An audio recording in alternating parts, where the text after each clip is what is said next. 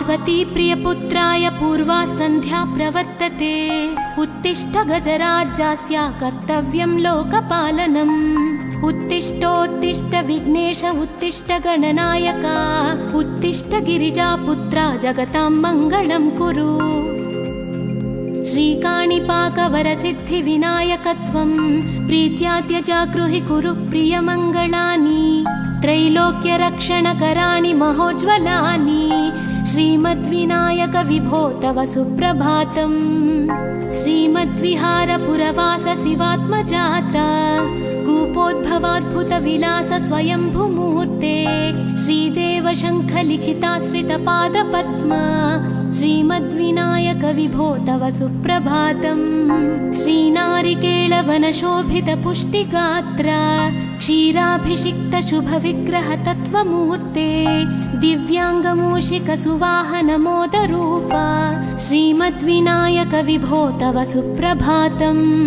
श्रीकाणिपाकवरभूतलवासतुष्ट हे आदिपूज्य अरुणारुण भानुतेज। प्राचीदिशाम्बरमिदं रविकान्तिनिष्ठं श्रीमद्विनायक विभो तव सुप्रभातम्। श्रीबाहुदा शुभतरङ्ग सुबाहुदत्त सुस्निग्धशीतलकणानपि सङ्गृहीत्य प्रभातवायुरिहयास्यति सेवनाय श्रीमद्विनायक विभो तव सुप्रभातम्। गौरीकराम्बुजसुलालित दिव्यवक्त्र श्रीकण्ठमानसमुदाकरमोदरूप कैलासशैलशिखरस्थित बालभानो श्रीमद्गणेश्वर विभो तव सुप्रभातम्। दूर्वाङ्कुराणि जलजानि सुपुष्पकाणि बिल्वानि पूजनविधौ च सुसज्जितानि। नित्यार्चनोत्सुकमदोत्कटवारणास्य श्रीमद्गणेश्वर विभो तव सुप्रभातम्। हृत्कूपमध्य समुपस्थितचित्स्वरूप कूटस्थतत्त्वमिदमेव हि बोधनेन त्वामत्र भासि विदधासि समस्तशोभान् श्रीमद्गणेश्वर विभो तव सुप्रभातम्। श्रीमुद्गलाख्यमुनिसन्नुत सच्चरित्र वासिष्ठगृत्समदमुख्य ऋषीश्वरीत्या वेदोक्तदेवगणमन्त्रगणादिनाथ श्रीमद्गणेश्वर विभो तव सुप्रभातम्। ऋग्वेदकीर्तितगणाधिपज्येष्ठराज त्वं ब्रह्मणस्पतिरिति प्रकटीकृतोऽसि। आधर्वशीर्षमनुमन्त्रित दिव्यमूर्ते श्रीमद्गणेश्वर विभो तव सुप्रभातम्। ब्रह्मादिदेव परिकीर्तित वेदपाठाः त्वच्छूर्पकर्णकुहरौ प्रविशन्ति देवाः। श्रुत्याधुनैव परिपालय धर्मसङ्घान् श्रीवल्लभेश भगवन् तव सुप्रभातम्। हेरम्बलम्ब जठराद्भुत दिव्यगात्र प्रारम्भपूजनमिदं दयया गृहीत्वा सर्वाशुभानि परिनाशय सर्वपुत्र श्रीवल्लभेश भगवन् तव सुप्रभातम्। भानुदयेन न हि दृश्यति चन्द्रबिम्बं त्वत्फालदेश शशिरेव विभाति नित्यं। सत्यस्वरूप निगमागमसन्नुताङ्घ्रे श्रीवल्लभेश भगवन् तव सुप्रभातम्। कालाग्निरुद्रसुतकालनियामकत्वम् कालानुकूलफलदोऽसि कलामयोऽसि। कल्याणकारक कलाधर शेखरोऽसि श्रीवल्लभेश भगवन् तव सुप्रभातम्। उग्रस्वरूप रिपुनाशक उग्रपुत्र सौम्योऽसि सोमविनुतोऽसि प्रशान्तरूप। सर्वेश सर्वफलकारक सर्वमूर्ते श्रीवल्लभेश भगवन् तव सुप्रभातम्। दारिद्र्य दुःख भयभञ्जन दक्ष स्वामिन् तारुण्य विग्रह धनादि फलप्रदायिन्। लावण्य मंजुल कलान्वित रञ्जितास्य हे विघ्ननाथ भगवन् तव सुप्रभातम्। गम्भीज तुष्ट गणराज गकार पूज्य गान्धर्वगान परिवर्तित नादमूर्ते। गाङ्गेय गण्य गणिताधिक कलास्वरूप श्रीमद्विनायक विभो तव सुप्रभातम्। मूलादिचक्र निलयोच्युत योगमूर्ते त्वामादिदेवमनुचिन्त्य तरन्ति भक्ताः रागादिदोषपरिहारकवेदवेद्या हे विघ्ननाथ भगवन् तव सुप्रभातम्। लक्ष्म्यादिशक्तियुतशक्ति गणेश्वरोऽसि दिव्याक्षरोऽसि शुभमन्त्रविराजितोऽसि तन्त्रादिभिर्नुतनतेष्टतवल्लभेश हे विघ्ननाथ भगवन् तव सुप्रभातम्। नागोपवीतधरनाथ विनोदचित्त नागास्य नाशित महाघनतानुरक्त आनन्दतुन्दिलतनो बहिरान्तरस्थ हे विघ्ननाथ भगवन् तव सुप्रभातम्। भद्रे भवक्त्र नवभद्रद भद्रतेज रुद्रप्रियात्मज मदद्रव शक्तियुक्त आद्रीशजा मधुरवत्सलता निधान हे विघ्ननाथ भगवन् तव सुप्रभातम्।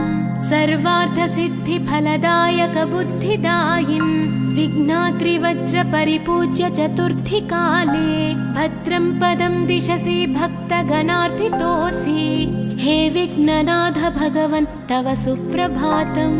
बालादिभव्य बहुरूपधरोऽसि देव चिन्तामणिस्त्वमसि सर्वफलप्रदोऽसि त्वन्नाम दिव्यमणिरस्ति जगद्धिताय हे विघ्ननाथ भगवन् तव सुप्रभातम्।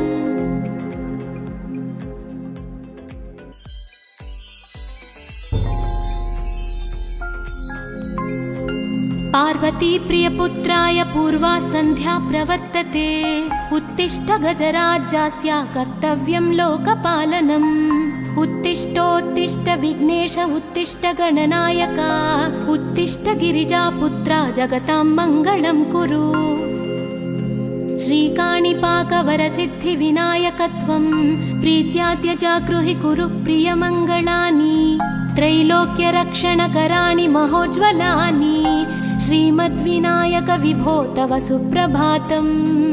श्रीमद्विहारपुरवास शिवात्मजात कूपोद्भवाद्भुतविलास स्वयंभुमूर्ते श्रीदेव शङ्खलिखिताश्रितपादपद्म श्रीमद्विनायक विभो तव सुप्रभातम्। श्रीनारिकेळवनशोभितपुष्टिगात्र क्षीराभिषिक्त शुभविग्रह तत्त्वमूर्ते दिव्याङ्गमूषिकसुवाहनमोदरूप श्रीमद्विनायक विभो तव सुप्रभातम्। श्रीकाणिपाकवरभूतलवासतुष्ट हे आदिपूज्य अरुणारुणभानुतेज प्राचीदिशाम्बरमिदं रविकान्तिनिष्ठं श्रीमद्विनायक विभो तव सुप्रभातम्। श्रीबाहुदा शुभतरङ्ग सुबाहुदत्त सुस्निग्धशीतलकणानपि सङ्गृहीत्य प्रभातवायुरिहयास्यति सेवनाय श्रीमद्विनायक विभो तव सुप्रभातम्। गौरीकराम्बुजसुलालित दिव्यवक्त्र श्रीकण्ठमानसमुदाकरमोदरूप कैलासशैलशिखरस्थित बालभानो श्रीमद्गणेश्वर विभो तव सुप्रभातम्। दूर्वाङ्कुराणि जलजानि सुपुष्पकाणि बिल्वानि पूजनविधौ च सुसज्जितानि नित्यार्चनोत्सुकमदोत्कटवारणास्य श्रीमद्गणेश्वर विभो तव सुप्रभातम्। हृत्कूपमध्य समुपस्थितचित्स्वरूप कूटस्थतत्त्वमिदमेव हि बोधनेन त्वामत्र भासि विदधासि समस्तशोभान् श्रीमद्गणेश्वर विभो तव सुप्रभातम्। श्रीमुद्गलाख्यमुनिसन्नुत सच्चरित्र वासिष्ठगृत्समदमुख्य ऋषीश्वरीत्या वेदोक्तदेवगणमन्त्रगणादिनाथ श्रीमद्गणेश्वर विभो तव सुप्रभातम्। ऋग्वेदकीर्तितगणाधिपज्येष्ठराज त्वं ब्रह्मणस्पतिरिति प्रकटीकृतोऽसि आधर्वशीर्षमनुमन्त्रित दिव्यमूर्ते श्रीमद्गणेश्वर विभो तव सुप्रभातम्। ब्रह्मादिदेव परिकीर्तित वेदपाठाः त्वच्छूर्पकर्णकुहरौ प्रविशन्ति देवाः श्रुत्याधुनैव परिपालय धर्मसङ्घान् श्रीवल्लभेश भगवन् तव सुप्रभातम्। हेरम्बलम्ब जठराद्भुत दिव्यगात्रा प्रारम्भपूजनमिदं दयया गृहीत्वा सर्वाशुभानि परिनाशय सर्वपुत्र श्रीवल्लभेश भगवन् तव सुप्रभातम् भानुदयेन न हि दृश्यति चन्द्रबिम्बम् त्वत्फालदेश शशिरेव विभाति नित्यम् सत्यस्वरूप निगमागमसन्नुताङ्घ्रे श्रीवल्लभेश भगवन् तव सुप्रभातम् कालाग्निरुद्रसुतकालनियामकत्वम् कालानुकूलफलदोऽसि कलामयोऽसि कल्याणकारक कलाधर शेखरोऽसि श्रीवल्लभेश भगवन् तव सुप्रभातम् उग्रस्वरूप रिपुनाशक उग्रपुत्र सौम्योऽसि सोमविनुतोऽसि प्रशान्तरूप सर्वेश सर्वफलकारक सर्वमूर्ते श्रीवल्लभेश भगवन् तव सुप्रभातम् दारिद्र्य दुःख भयभञ्जन दक्ष स्वामिन् तारुण्य विग्रह धनादि फलप्रदायिन् लावण्य मंजुल कलान्वित रञ्जितास्य हे विघ्ननाथ भगवन् तव सुप्रभातम् गम्भीर तुष्ट गणराज गकार पूज्य गान्धर्वगान परिवर्तित नादमूर्ते गाङ्गेय गण्य गणिताधिक कलास्वरूप श्रीमद्विनायक विभो तव सुप्रभातम् मूलादिचक्र निलयोच्युत योगमूर्ते त्वामादिदेवमनुचिन्त्य तरन्ति भक्ताः रागादिदोष परिहारक वेदवेद्य हे विघ्ननाथ भगवन् तव सुप्रभातम् लक्ष्म्यादिशक्तियुत शक्ति गणेश्वरोऽसि दिव्याक्षरोऽसि शुभमन्त्र विराजितोऽसि तन्त्रादिभिर्नुत नतेष्टत वल्लभेश हे विघ्ननाथ भगवन् तव सुप्रभातम् नागोपवीत धरनाथ विनोद चित्त नागास्य नाशित महाघनतानुरक्त आनन्दतुन्दिल तनो बहिरान्तरस्थ हे विघ्ननाथ भगवन् तव सुप्रभातम् भद्रे भवक्त्र नवभद्रद भद्रतेज रुद्रप्रियात्मज मदद्रव शक्तियुक्त आद्रीशजा मधुरवत्सलता निधान हे विघ्ननाथ भगवन् तव सुप्रभातम् सर्वार्थसिद्धिफलदायक बुद्धिदायिन् विघ्नात्रिवज्र परिपूज्य चतुर्थी काले भद्रं पदं दिशसि भक्तगणार्थितोऽसि हे विघ्ननाथ भगवन् तव सुप्रभातम् बालादिभव्य बहुरूपधरोऽसि देव चिन्तामणिस्त्वमसि सर्वफलप्रदोऽसि त्वन्नाम दिव्यमणिरस्ति जगद्धिताय हे विघ्ननाथ भगवन् तव सुप्रभातम्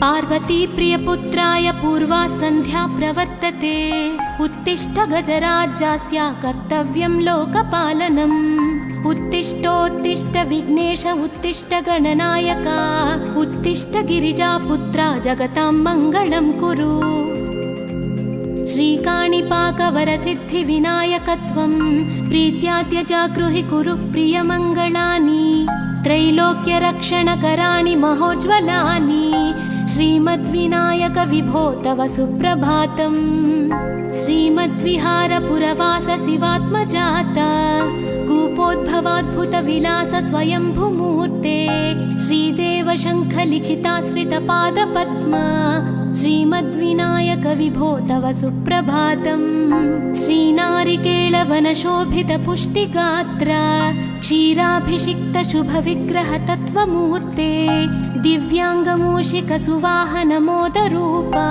श्रीमद्विनायक विभो तव सुप्रभातम् श्रीकाणिपाकवरभूतलवास तुष्ट हे आदिपूज्य अरुणारुण भानुतेज प्राचीदिशाम्बरमिदं रविकान्तिनिष्ठम् श्रीमद्विनायक विभो तव सुप्रभातम् श्रीबाहुदा शुभतरङ्ग सुबाहुदत्त सुस्निग्ध शीतल कणानपि सङ्गृहीत्य प्रभातवायुरिहयास्यति सेवनाय श्रीमद्विनायक विभो तव सुप्रभातम् गौरीकराम्बुज सुलालित दिव्यवक्त्र श्रीकण्ठमानस मुदाकर मोदरूप कैलासशैलशिखरस्थितबालभानो श्रीमद्गणेश्वर विभो तव सुप्रभातम्। दूर्वाङ्कुराणि जलजानि सुपुष्पकाणि बिल्वानि पूजनविधौ च सुसज्जितानि नित्यार्चनोत्सुकमदोत्कटवारणास्य श्रीमद्गणेश्वर विभो तव सुप्रभातम्। हृत्कूपमध्य समुपस्थितचित्स्वरूप कूटस्थतत्त्वमिदमेव हि बोधनेन त्वामत्र भासि विदधासि समस्तशोभान् श्रीमद्गणेश्वर विभो तव सुप्रभातम्। श्रीमुद्गलाख्यमुनिसन्नुत सच्चरित्र वासिष्ठगृत्समदमुख्य ऋषीश्वरीड्या वेदोक्तदेवगणमन्त्रगणादिनाथ श्रीमद्गणेश्वर विभो तव सुप्रभातम्। ऋग्वेदकीर्तितगणाधिपज्येष्ठराज त्वं ब्रह्मणस्पतिरिति प्रकटीकृतोऽसि आधर्वशीर्षमनुमन्त्रितदिव्यमूर्ते श्रीमद्गणेश्वर विभो तव सुप्रभातम्। ब्रह्मादिदेव परिकीर्तितवेदपाठाः त्वच्छूर्पकर्णकुहरौ प्रविशन्ति देवाः श्रुत्याधुनैव परिपालय धर्मसङ्घान् श्रीवल्लभेश भगवन् तव सुप्रभातम्।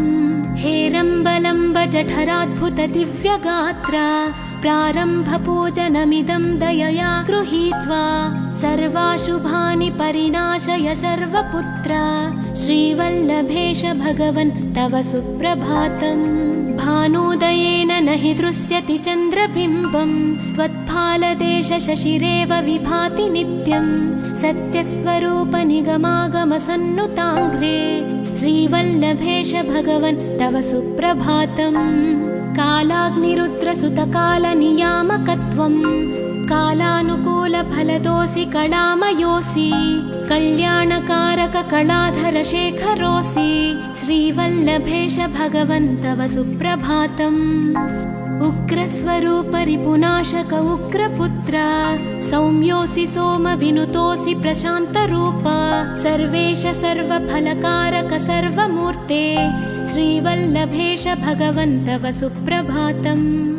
दारिद्र्यदुःखभयभञ्जन दक्ष स्वामिन् तारुण्यविग्रह धनादिफलप्रदायिन् लावण्यमञ्जुलकलान्वितरञ्जितास्य हे विघ्ननाथ भगवन् तव सुप्रभातम्। गम्भीरतुष्टगणराज गकार पूज्य गान्धर्वगान परिवर्तितनादमूर्ते गाङ्गेय गण्य गणिताधिक कलास्वरूप श्रीमद्विनायक विभो तव सुप्रभातम्।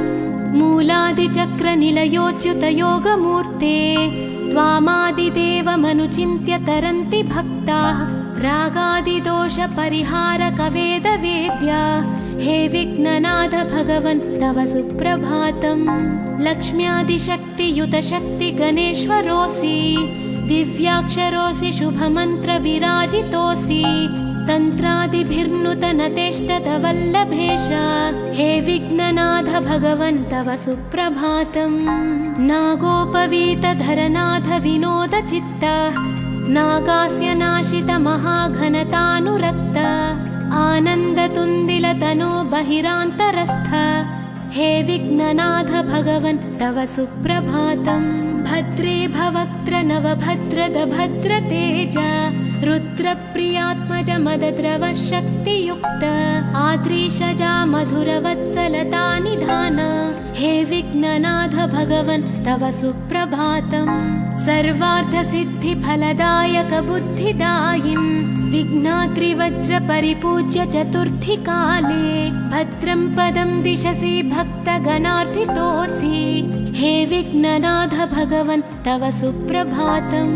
बालादिभव्य बहुरूपधरोऽसि देव चिन्तामणिस्त्वमसि सर्वफलप्रदोऽसि त्वन्नाम दिव्यमणिरस्ति जगद्धिताय हे विघ्ननाथ भगवन् तव सुप्रभातम्।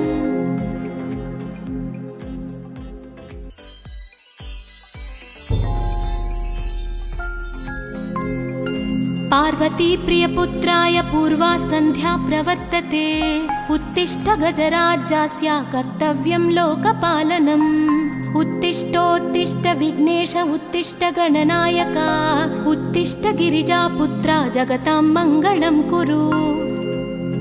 श्रीकाणिपाकवरसिद्धिविनायकत्वं प्रीत्या त्यजागृहि कुरु प्रियमङ्गलानि त्रैलोक्यरक्षणकराणि महोज्ज्वलानि श्रीमद्विनायक विभो तव सुप्रभातम्।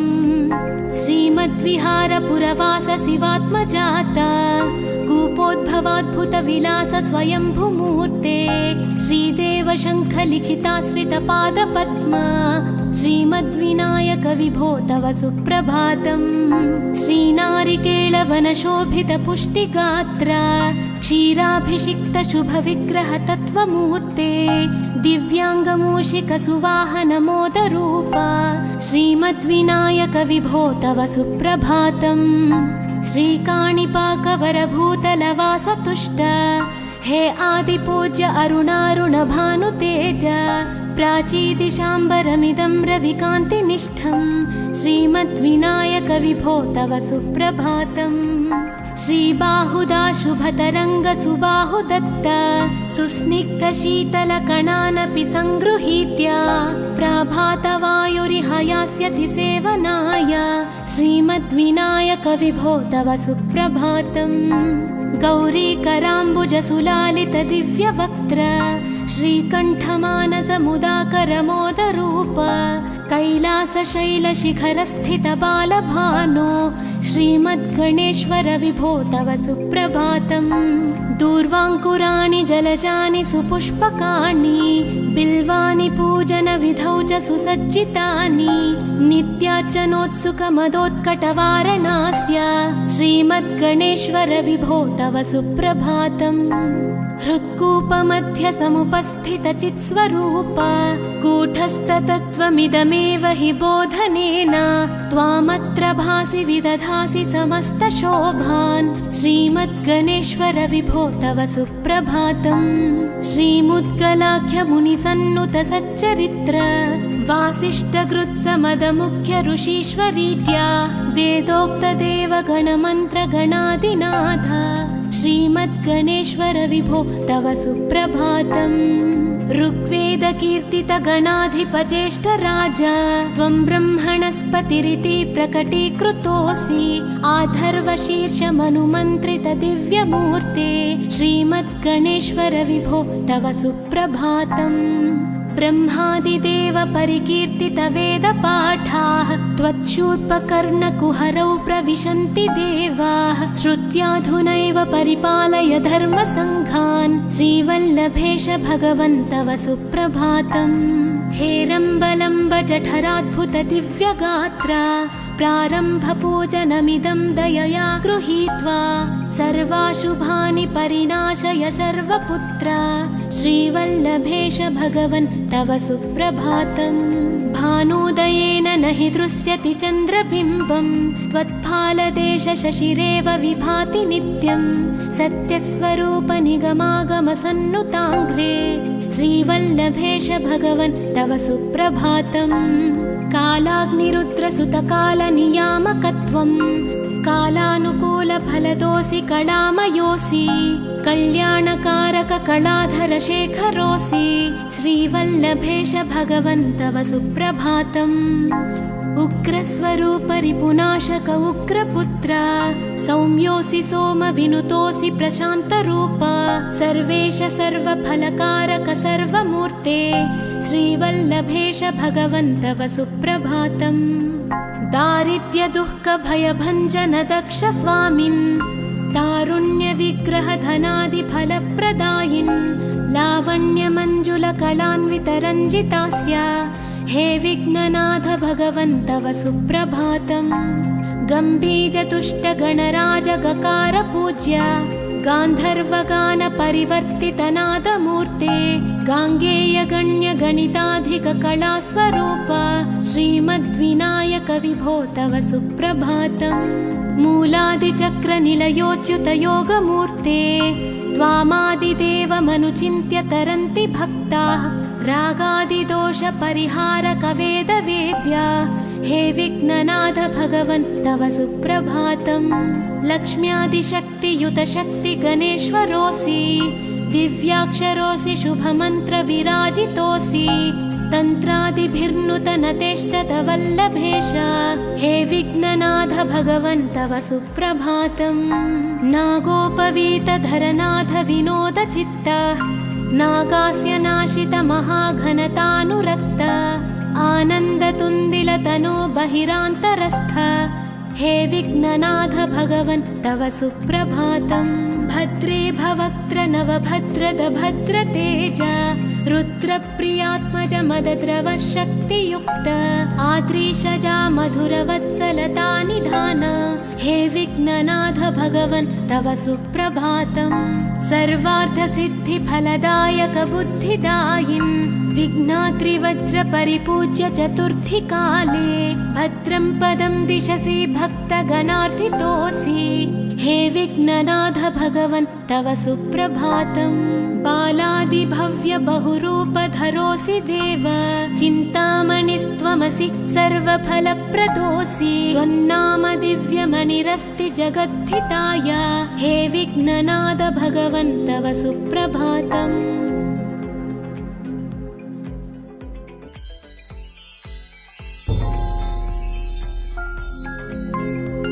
पार्वती प्रियपुत्राय पूर्वा सन्ध्या प्रवर्तते उत्तिष्ठ गजराज्यास्य कर्तव्यं लोकपालनम् उत्तिष्ठोत्तिष्ठ विघ्नेश उत्तिष्ठ गणनायक उत्तिष्ठ गिरिजापुत्रा जगतां मङ्गलं कुरु श्रीकाणिपाकवरसिद्धिविनायकत्वं प्रीत्याद्य जागृहि कुरु प्रियमङ्गलानि त्रैलोक्यरक्षणकराणि महोज्ज्वलानि श्रीमद्विनायक विभो तव सुप्रभातम् श्रीमद्विहारपुरवास शिवात्मजात कूपोद्भवाद्भुतविलास स्वयंभुमूर्ते श्रीदेव शङ्खलिखिताश्रितपादपद्मा श्रीमद्विनायक विभो तव सुप्रभातम् श्रीनारिकेळवनशोभितपुष्टिगात्र क्षीराभिषिक्त शुभविग्रह तत्त्वमूर्ते दिव्याङ्गमूषिक सुवाहन मोदरूप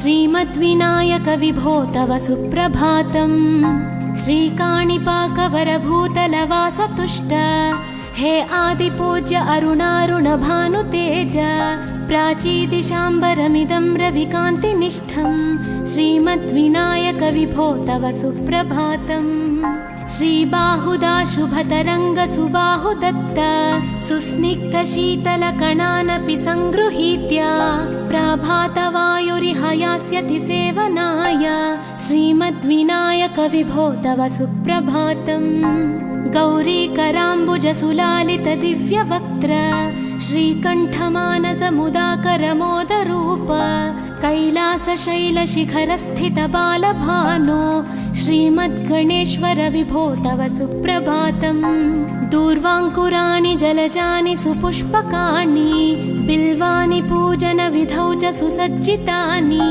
नित्यार्चनोत्सुकमदोत्कटवारणास्य श्रीमद्गणेश्वर विभो तव सुप्रभातम् हृत्कूपमध्य समुपस्थितचित्स्वरूप कूटस्थतत्त्वमिदमेव हि बोधनेन त्वामत्र भासि विदधासि समस्तशोभान् श्रीमद्गणेश्वर विभो तव सुप्रभातम् श्रीमुद्गलाख्यमुनिसन्नुत सच्चरित्र वासिष्ठकृत्समदमुख्य ऋषीश्वरीत्या वेदोक्तदेवगणमन्त्रगणादिनाथ श्रीमद्गणेश्वर विभो तव सुप्रभातम् ऋग्वेदकीर्तितगणाधिपज्येष्ठ राजा त्वं ब्रह्मणस्पतिरिति प्रकटीकृतोऽसि आधर्वशीर्षमनुमन्त्रित दिव्यमूर्ते श्रीमद्गणेश्वर विभो तव सुप्रभातम् ब्रह्मादिदेव परिकीर्तित वेदपाठाः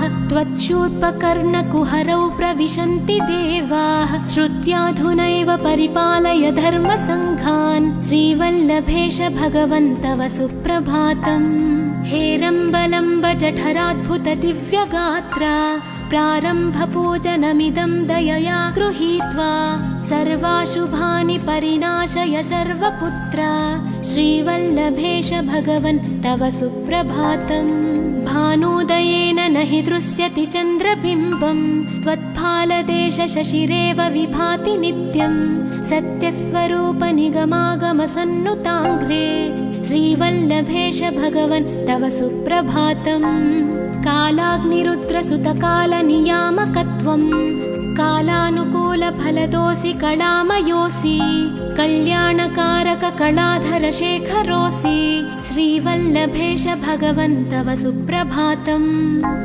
उग्रस्वरूप रिपुनाशक उग्रपुत्र सौम्योऽसि सोमविनुतोऽसि प्रशान्तरूप सर्वेश सर्वफलकारक सर्वमूर्ते श्रीवल्लभेश भगवन् तव सुप्रभातम् दारिद्र्य दुःख भयभञ्जन दक्ष स्वामिन् तारुण्य विग्रह धनादि फलप्रदायिन् लावण्य मंजुल कलान्वित रञ्जितास्य हे विघ्ननाथ भगवन् तव सुप्रभातम् गम्भीर तुष्ट गणराज गकार पूज्य गान्धर्वगान परिवर्तित नादमूर्ते गाङ्गेय गण्य गणिताधिक कलास्वरूप श्रीमद्विनायक विभो तव सुप्रभातम् मूलादिचक्र निलयोच्युत योगमूर्ते त्वामादिदेवमनुचिन्त्य तरन्ति भक्ताः रागादिदोष परिहारक वेद वेद्या हे विघ्ननाथ भगवन्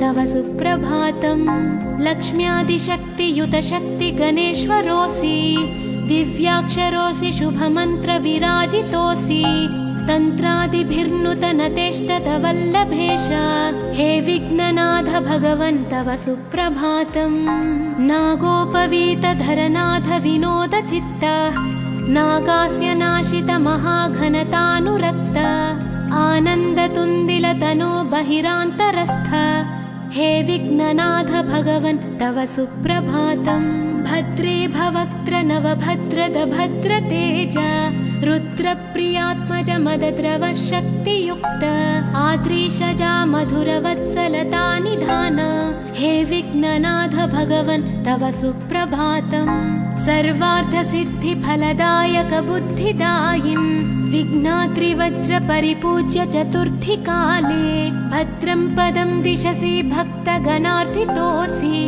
हे विघ्ननाथ भगवन् तव सुप्रभातम् बालादिभव्य बहुरूपधरोऽसि देव चिन्तामणिस्त्वमसि सर्वफलप्रदोऽसि त्वन्नाम दिव्यमणिरस्ति जगद्धिताय हे विघ्ननाथ भगवन् तव सुप्रभातम्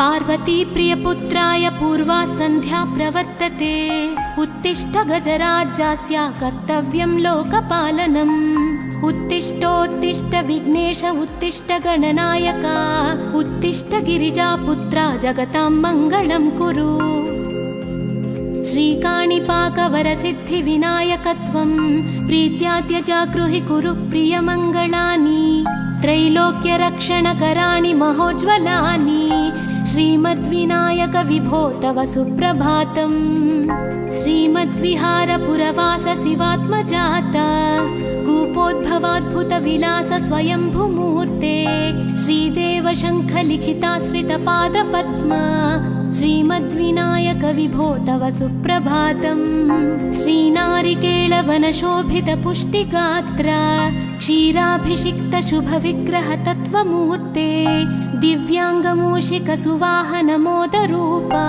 श्रीमद्विनायक विभो तव सुप्रभातम् श्रीकाणिपाकवरभूतलवास तुष्ट हे आदिपूज्य अरुणारुण भानुतेज प्राचीदिशाम्बरमिदं रविकान्तिनिष्ठं श्रीमद्विनायक विभो तव सुप्रभातम् श्रीबाहुदा शुभतरङ्ग सुबाहुदत्त सुस्निग्ध शीतलकणानपि सङ्गृहीत्य प्रभातवायुरिहयास्यति सेवनाय श्रीमद्विनायक विभो तव सुप्रभातम् गौरीकराम्बुज सुलालित दिव्यवक्त्र श्रीकण्ठमानस मुदाकर मोदरूप कैलासशैलशिखरस्थितबालभानो श्रीमद्गणेश्वर विभो तव सुप्रभातम्।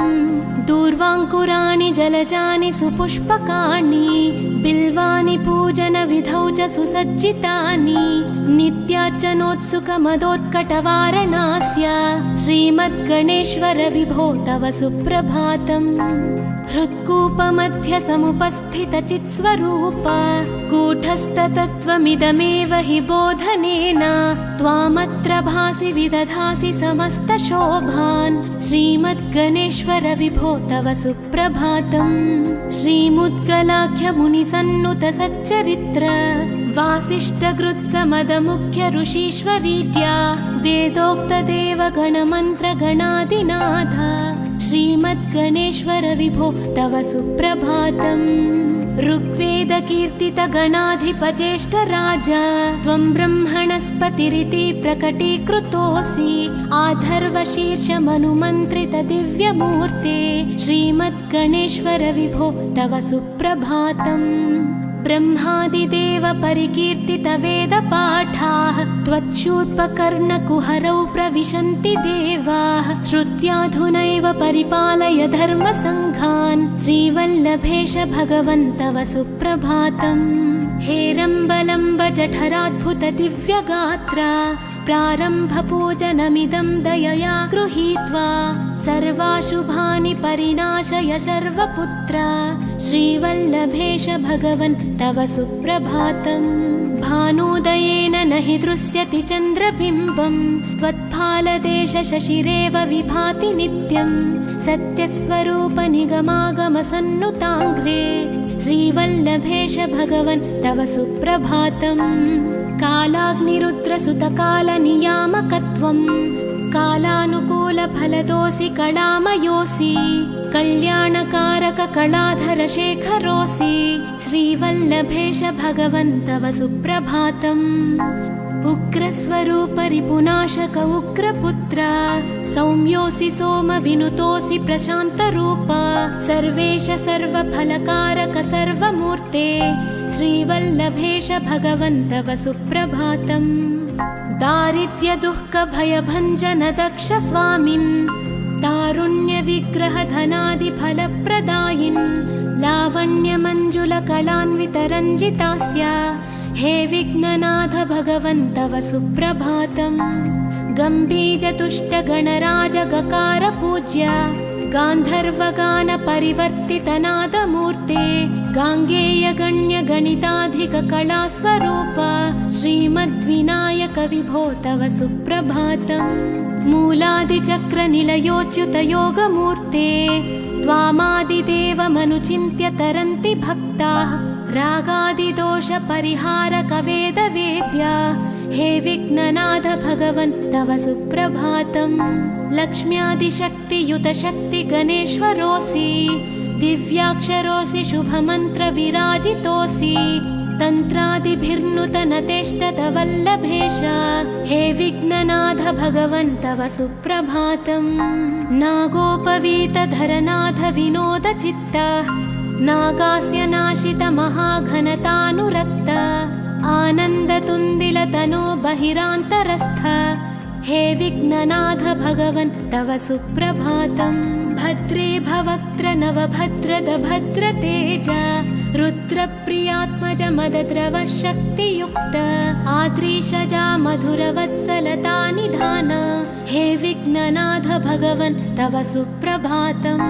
सर्वार्थसिद्धिफलदायक बुद्धिदायिन् विघ्नाद्रिवज्रपरिपूज्य चतुर्थी काले भद्रं पदं दिशसि भक्तगणार्थितोऽसि हे विघ्ननाथ भगवन् तव सुप्रभातम्। बालादिभव्य बहुरूपधरोऽसि देव चिन्तामणिस्त्वमसि सर्वफलप्रदोऽसि त्वन्नाम दिव्यमणिरस्ति जगद्धिताय हे विघ्ननाथ भगवन् तव सुप्रभातम्।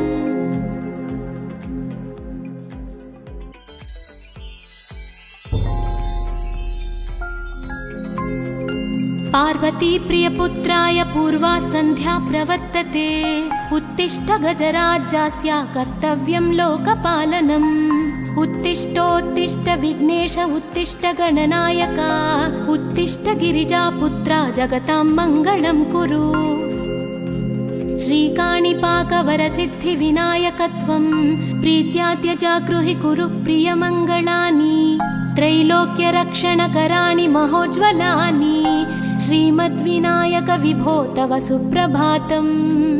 श्रीमद्विहारपुरवास शिवात्मजात कूपोद्भवाद्भुतविलास स्वयंभूमूर्ते श्रीदेव शङ्खलिखिताश्रितपादपद्मा श्रीमद्विनायक विभो तव सुप्रभातम्। श्रीनारिकेळवनशोभितपुष्टिगात्र क्षीराभिषिक्त शुभविग्रह तत्त्वमूर्ते दिव्याङ्गमूषिकसुवाहनमोदरूप श्रीमद्विनायक विभो तव सुप्रभातम्। श्रीकाणिपाकवरभूतलवासतुष्ट हे आदिपूज्य अरुणारुणभानुतेज प्राचीदिशाम्बरमिदं रविकान्तिनिष्ठं श्रीमद्विनायक विभो तव सुप्रभातम्। श्रीबाहुदा शुभतरङ्गसुबाहुदत्त सुस्निग्धशीतलकणानपि सङ्गृहीत्य प्रभातवायुरिहयास्यति सेवनाय श्रीमद्विनायक विभो तव सुप्रभातम्। गौरीकराम्बुजसुलालित दिव्यवक्त्र श्रीकण्ठमानसमुदाकरमोदरूप कैलासशैलशिखरस्थितबालभानो श्रीमद्गणेश्वर विभो तव सुप्रभातम्। दूर्वाङ्कुराणि जलजानि सुपुष्पकाणि बिल्वानि पूजनविधौ च सुसज्जितानि नित्यार्चनोत्सुकमदोत्कटवारणास्य श्रीमद्गणेश्वर विभो तव सुप्रभातम्। हृत्कूपमध्य समुपस्थितचित्स्वरूप कूटस्थतत्त्वमिदमेव हि बोधनेन त्वामत्र भासि विदधासि समस्तशोभान् श्रीमद्गणेश्वर विभो तव सुप्रभातम्। श्रीमुद्गलाख्यमुनिसन्नुत सच्चरित्र वासिष्ठगृत्समदमुख्य ऋषीश्वरीत्या वेदोक्तदेवगणमन्त्रगणादिनाथ श्रीमद्गणेश्वर विभो तव सुप्रभातम्। ऋग्वेदकीर्तितगणाधिपज्येष्ठराज त्वं ब्रह्मणस्पतिरिति प्रकटीकृतोऽसि आधर्वशीर्षमनुमन्त्रित दिव्यमूर्ते श्रीमद्गणेश्वर विभो तव सुप्रभातम्।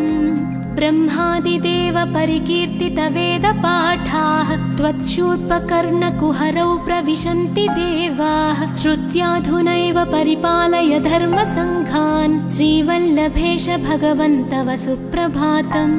हेरम्बलम्ब जठराद्भुत दिव्यगात्रा प्रारम्भपूजनमिदं दयया गृहीत्वा सर्वाशुभानि परिनाशय सर्वपुत्र श्रीवल्लभेश भगवन् तव सुप्रभातम्। भानुदयेन न हि दृश्यति चन्द्रबिम्बं त्वत्फालदेश शशिरेव विभाति नित्यं सत्यस्वरूप निगमागमसन्नुताङ्घ्रे श्रीवल्लभेश भगवन् तव सुप्रभातम्। कालाग्निरुद्रसुतकालनियामकत्वं कालानुकूलफलदोऽसि कलामयोऽसि कल्याणकारक कलाधर शेखरोऽसि श्रीवल्लभेश भगवन् तव सुप्रभातम्। उग्रस्वरूप रिपुनाशक उग्रपुत्र सौम्योऽसि सोम विनुतोऽसि प्रशान्तरूप सर्वेश सर्वफलकारक सर्वमूर्ते श्रीवल्लभेश भगवन् तव सुप्रभातम्।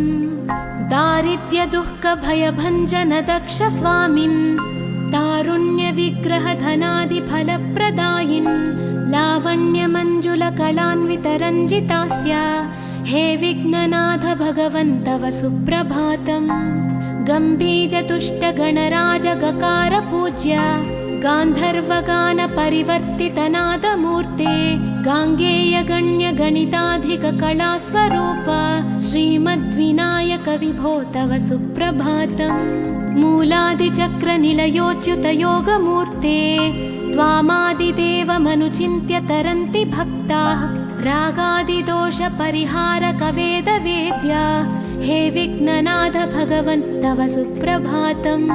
लक्ष्म्यादिशक्तियुतशक्तिगणेश्वरोऽसि दिव्याक्षरोऽसि शुभमन्त्रविराजितोऽसि तन्त्रादिभिर्नुतनतेष्टतवल्लभेश हे विघ्ननाथ भगवन् तव सुप्रभातम्।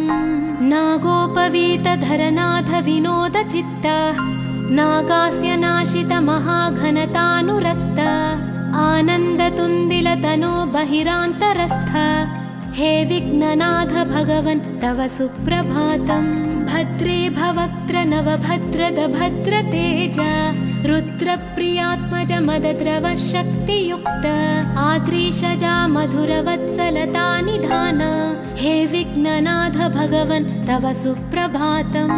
सर्वार्थसिद्धिफलदायक बुद्धिदायिन् विघ्नात्रिवज्रपरिपूज्य चतुर्थीकाले भद्रं पदं दिशसि भक्तगणार्थितोऽसि हे विघ्ननाथ भगवन् तव सुप्रभातम्। बालादिभव्य बहुरूपधरोऽसि देव चिन्तामणिस्त्वमसि सर्वफलप्रदोऽसि त्वन्नाम दिव्यमणिरस्ति जगद्धिताय हे विघ्ननाथ भगवन् तव सुप्रभातम्।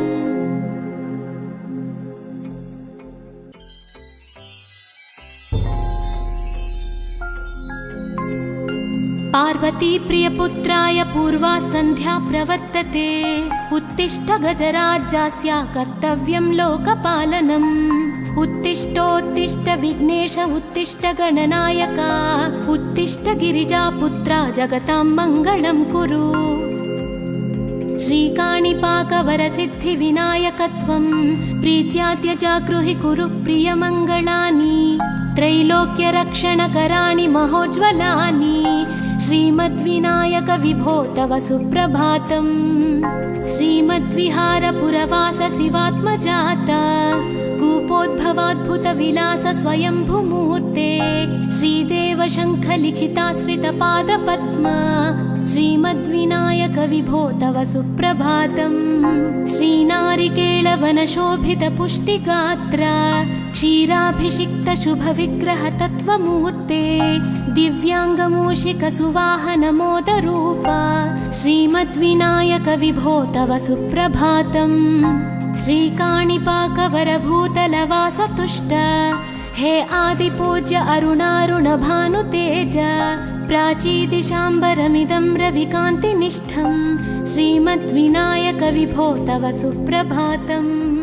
श्रीबाहुदा शुभतरङ्ग सुबाहुदत्त सुस्निग्धशीतलकणानपि सङ्गृहीत्य प्राभातवायुरिहयास्यति सेवनाय श्रीमद्विनायक विभो तव सुप्रभातम्।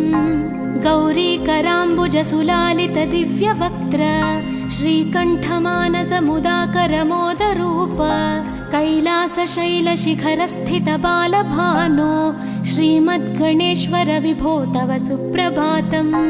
दूर्वाङ्कुराणि जलजानि सुपुष्पकाणि बिल्वानि पूजनविधौ च सुसज्जितानि नित्यार्चनोत्सुकमदोत्कटवारणास्य श्रीमद्गणेश्वर विभो तव सुप्रभातम्।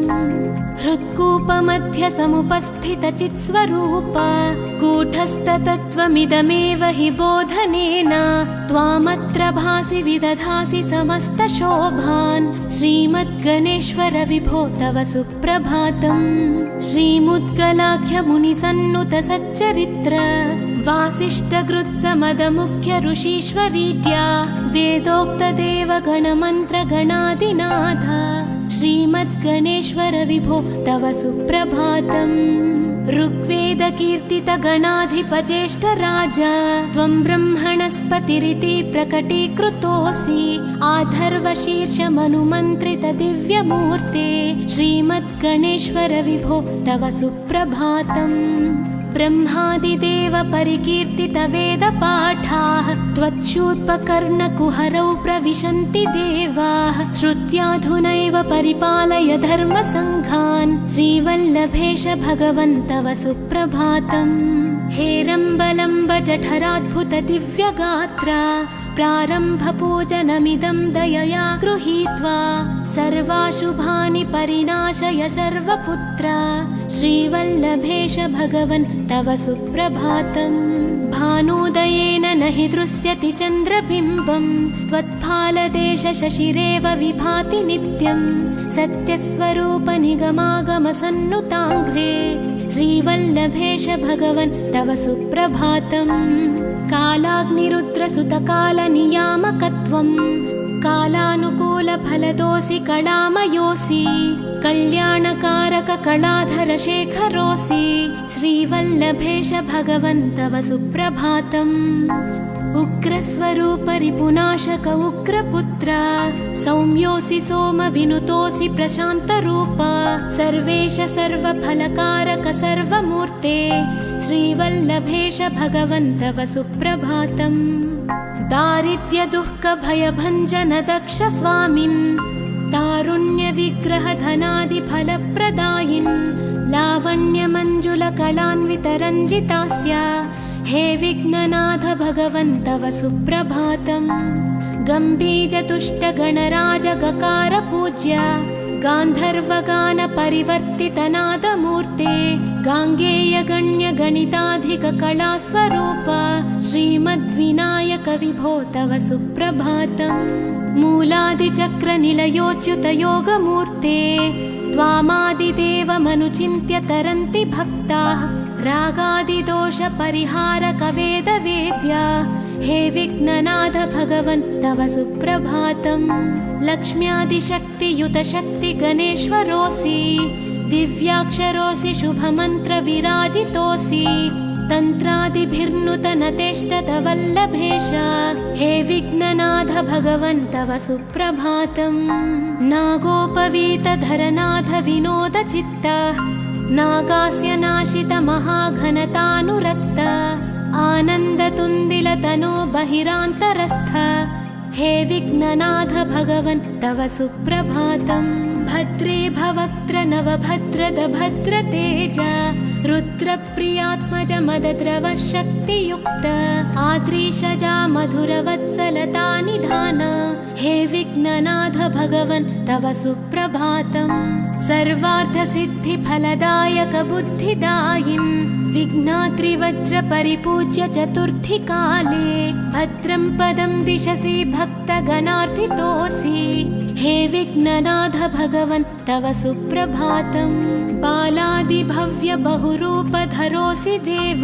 चिन्तामणिस्त्वमसि सर्वफलप्रदोऽसि त्वन्नाम दिव्यमणिरस्ति जगद्धिताय हे विघ्ननाथ भगवन् तव सुप्रभातम्